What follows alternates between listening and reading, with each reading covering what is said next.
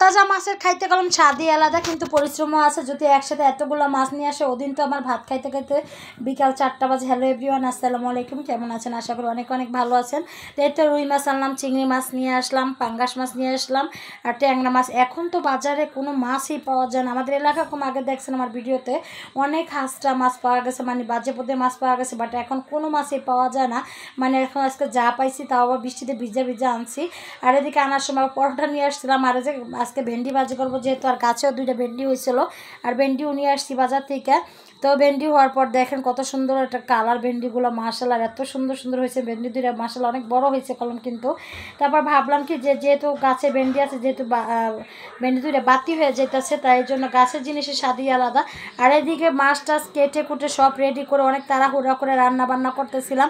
আর দুপুরে একটু ক্ষুধাও লাগছিল, তো পেঁয়াজও ভাজতেছিলাম। ভাবছিলাম পেঁয়াজগুলো হলো বিকেলে ভাজবো, যেহেতু আমি ফ্রিজ থেকে বের করে রাখছি। তো এক চুলা পেঁয়াজও ভাজতেছিলাম, এক চুলা হলো তরকারি বসাই দিব। আর ভাবলাম যে তেলের কড়াই যেহেতু আমি ভাজি বসাবো, তো ভাজির জন্য তো তেল দিতেই হবে, এই জন্য পেঁয়াজগুলো আমি ভাজিয়ে রাখতেছিলাম। আর এদিকে হলো তরতাজা ট্যাংরা মাছ আজকে রান্না করবো, কারণ ট্যাংরা মাছগুলো এরকম তরতাজা বেশি ভালো লাগে। সব মাছই ভালো লাগে, যেহেতু আমি সব মাছ তো আজকে রান্না করা সম্ভব না, আর রান্নাও করবো না। আর সব মাছ আমি ফ্রিজে রেখে লাস্টে ট্যাংরা মাছগুলো কাটছিলাম, আর কাটার ভেতরে ট্যাংরা মাছটাই কাটা লাগছে। আর সব মাছ আগে আমি রেখে দিয়েছি ফ্রিজে।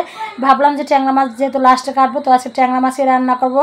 আর বৃষ্টিতে ভিজা ভিজা করে আজকে বাজার করছি, কারণ যাওয়ার পরে শুধু সারাদিন এই বৃষ্টি। তো গতকালকে মানে আমার মাছের আজকে একটু কম ছিল ফ্রিজে। আর এদিকে এই মাছ পরে যে ভাজিগুলো আমি কাইটে নিচ্ছি, কাইটে নেওয়ার পর বসা দিচ্ছি, যে আমি মুসমুস করে পেঁয়াজগুলো ভেজে নিচ্ছি। তো পরে দেখা যায় ওভেনে গরম করে খাওয়া যাবে। এখন যে যেটা খায় খাবে, না হলে পরে খাওয়া যাবে। তা যাই হোক, এই যে আমাদের এখন পেঁয়াজগুলো খাওয়াই হয় না, লাস্টে রাত 10টা বাজে আমাদের মুড়ি মেখে খাওয়া হয়েছে। আর এদিকে ভাজিটা বসানোর পরে যে লাড়াচাড়া দিতেছিলাম। আর 2 চুলা দেখা যায় কাটা পাটা থাকলে কোনো রেডি করতে, রান্না করতে কোনো বেশি দেরি লাগে না। তো যাই হোক, এই যে দেখেন তরতাজা মাছ কোনো আমি কষাই আজকে রান্না করছি। দেখেন কালারটা কি সুন্দর হয়েছে তরকারি। আর এদিকে দেখেন আমাদের মুড়ি মাখা খাওয়া হইতেছে। তো আমার হাজব্যান্ড আসার পরে যে পেঁয়াজও দিয়া, গাছের ধনিয়া পাতা, গাছের পুদিনা পাতা, টমেটো, এগুলো সব দিয়ে একসাথে মাখাইছি, মানে সেই মজা হয়েছিল। যাই হোক, মুড়িগুলো অনেক মজা হয়েছিল, অনেক স্বাদ হয়েছিল। আমার হাজব্যান্ড তো বলতেছিল একবার রোজার ইফতারি খাইতেছি, আজকে এরকম একটা ফ্লেভার আসছিল, কারণ হলো পুদিনা পাতা গাছের যেহেতু।